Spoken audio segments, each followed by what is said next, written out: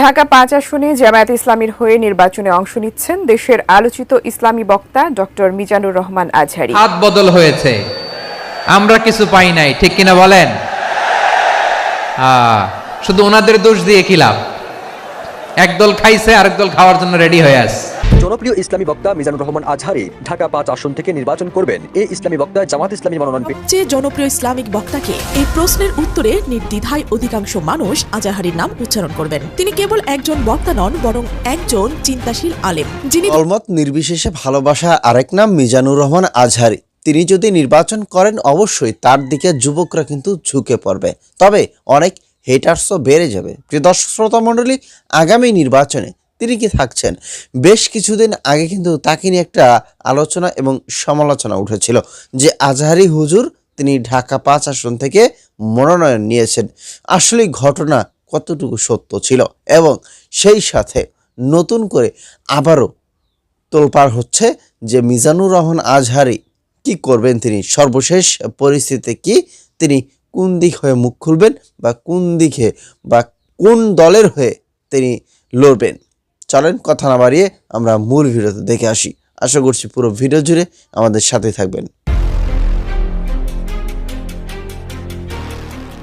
বাংলাদেশ ইসলামী দাওয়াহ জগতে এমন একটি নাম আছে যাকে ঘিরে আলোচনা থামছে না, যাকে ঘিরে তরুণদের মাঝে এক ধরনের আন্দোলন সৃষ্টি হয়েছে। তিনি ডক্টর মিজানুর রহমান আজহারী। তার জনপ্রিয়তা এখন এমন পর্যায়ে পৌঁছেছে, দেশের কোটি কোটি মানুষ তাকে শুধু একজন ইসলামিক বক্তা হিসেবেই দেখছেন না, বরং একজন নেতৃত্বের প্রতীক হিসেবেও ভাবতে শুরু করেছেন। প্রশ্ন এখন, তিনি কি শুধুই দাওয়াহ নিয়ে ব্যস্ত থাকবেন নাকি রাজনীতির মঞ্চে নামবেন? বাংলাদেশের সবচেয়ে জনপ্রিয় ইসলামিক বক্তাকে এই প্রশ্নের উত্তরে নির্দ্বিধায় অধিকাংশ মানুষ আজহারীর নাম উচ্চারণ করবেন। তিনি কেবল একজন বক্তা নন, বরং একজন চিন্তাশীল আলেম, যিনি ধর্মীয় বক্তব্যকে যুক্তি আর প্রমাণের মাধ্যমে উপস্থাপন করেন। আন্তর্জাতিক পরিমণ্ডলেও তার গ্রহণযোগ্যতা দিন দিন বাড়ছে। অনেকেই তার ভেতরে খুঁজে পান আল্লামা দেলোয়ার হোসেন সাঈদীর ছায়া, সেই সাঈদী যিনি এক সময় বাংলাদেশের মঞ্চ কাঁপিয়েছিলেন, লাখো তরুণকে ইসলামী আদর্শে অনুপ্রাণিত করেছেন। আজহারী নিজেও সাঈদীর বড় ভক্ত, ফলে স্বাভাবিকভাবেই তার অনুসারীদের মনে প্রশ্ন জাগছে, তিনি কি সাঈদীর মতো রাজনীতিতে নামবেন?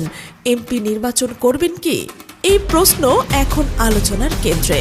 ভক্তরা বিশ্বাস করেন আজহারী যদি নির্বাচনে অংশগ্রহণ করেন তবে বিপুল ভোটের ব্যবধানে জয়লাভ করার সম্ভাবনা ব্যাপক।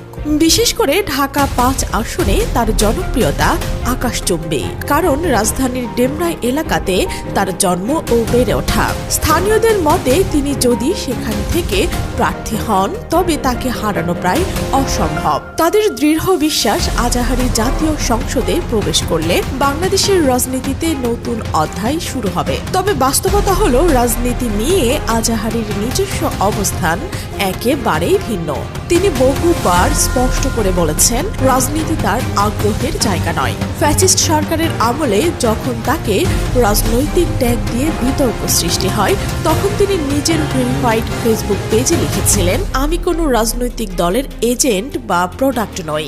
আমার শিক্ষা জীবন কোনো রাজনৈতিক দলের অর্থায়নে কাটেনি। কিন্তু এ দেশে একটা বড় সমস্যা হলো, ভিন্ন মত প্রকাশ করলেই সহজেই জামায়াত শিবির ট্যাগ লাগিয়ে দেওয়া হয়। একজন দায়ী ইল্লাল্লাহর কোনো দল নেই, তিনি সবার, তার কাজ হলো দ্বীনের খেদমত করা। তিনি আরো স্পষ্ট করে লিখেছিলেন, রাজনীতিতে আমার কোনো ইন্টারেস্ট নেই, সোশ্যাল অ্যাক্টিভিটি আর দাওয়াহ অ্যাক্টিভিটি আমার মূল ফোকাস। ফলে বোঝাই যায় তিনি নিজে রাজনীতিকে অগ্রাধিকার দেন না। কিন্তু এদিকে ঘটল নতুন এক ঘটনা, যা আবারও তাকে আলোচনার কেন্দ্রবিন্দুতে নিয়ে এসেছে। সম্প্রতি জামায়াতে ইসলামের আমির ডক্টর শফিকুর রহমানের সাথে তার সাক্ষাৎকার হয়েছে। গত শনিবার বিকেলে তিনি বসুন্ধরা আবাসিক এলাকায় অবস্থিত জামায়াত আমিরের বাসায় যান। সেখানে তিনি বিভিন্ন বিষয় নিয়ে মত বিনিময় করেন এবং আমিরের দ্রুত সুস্থতার কামনা করেন। একটি সাধারণ সৌজন্য সাক্ষাৎ হলেও এর ছবি সামাজিক যোগাযোগ মাধ্যমে ছড়িয়ে পড়লেই সৃষ্টি হয় তুমুল আলোড়ন। গুঞ্জন ছড়িয়ে পড়ে আজহারী কি তবে জামায়াতে যোগ দিতে যাচ্ছেন? বাংলাদেশের রাজনীতিতে প্রতিদিন নতুন নতুন মেরুকরণ ঘটছে। এ পরিস্থিতিতে অনেক বিশ্লেষক বলছেন ইসলামপন্থী দলগুলো যদি এক হয় তবে আজাহারিকে সেখানে দেখা যেতে পারে, কারণ তিনি সব সময় ইসলামী ঐক্যের কথা বলেন। তার বক্তব্যের মূল সুর দলমত নির্বিশেষে ইসলামী আদর্শকে ছড়িয়ে দেওয়া। ফলে আগামী নির্বাচনে যদি সব ইসলামী দল একত্রে ভোট ব্যাংক তৈরি করে তবে সেই জোটের অংশ হিসেবে আজাহারির ভূমিকা নিয়ে আলোচনার সুযোগ তৈরি হচ্ছে।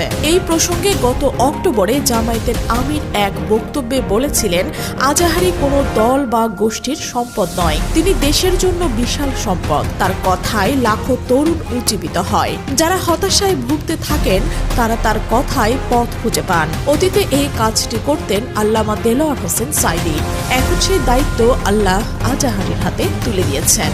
তিনি দুঃখ করে বলেন, কপাল পোড়া এই জাতি তাকে সঠিকভাবে মূল্যায়ন করেননি, বরং হত্যার হুমকি দিয়ে তাকে দেশ ছাড়তে বাধ্য করেছেন। অথচ এরকম সম্পদকে যথাযথ সমাদর না করা জাতির জন্য সবচেয়ে বড় দুর্ভাগ্য। আজাহারিকে নিয়ে জামাতের কোনো পরিকল্পনা আছে কিনা এমন প্রশ্নের জবাবে ডক্টর শফিকুর রহমান স্পষ্ট করে বলেন, আমি চাই তিনি দেশে থাকুন, জাতির জন্য কাজ করুন, তরুণদের নিয়ে কাজ করুন।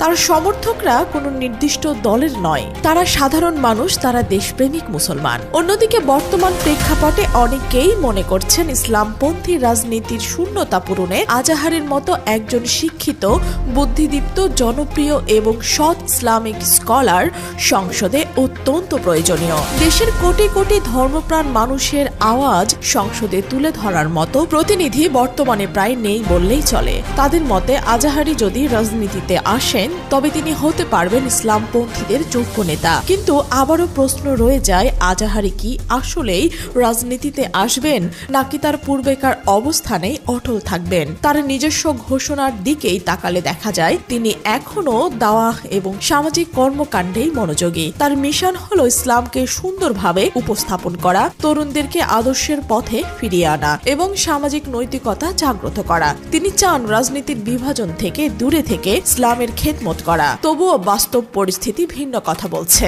রাজনীতির মঞ্চে ইসলামপন্থী নেতৃত্বের অভাব, জনগণের চাপ এবং ভক্তদের তীব্র চাহিদা হয়তো একদিন তাকে অন্য পথে হাঁটতে বাধ্য করতে পারে। এই কারণেই আজকের কোটি মানুষের মনে একই প্রশ্ন ঘুরপাক খাচ্ছে, আজাহারি কি শুধু একজন দায়ী ইল্লাল্লাহ থেকে যাবেন নাকি একদিন বাংলাদেশের রাজনীতির নতুন অধ্যায় রচনা করবেন?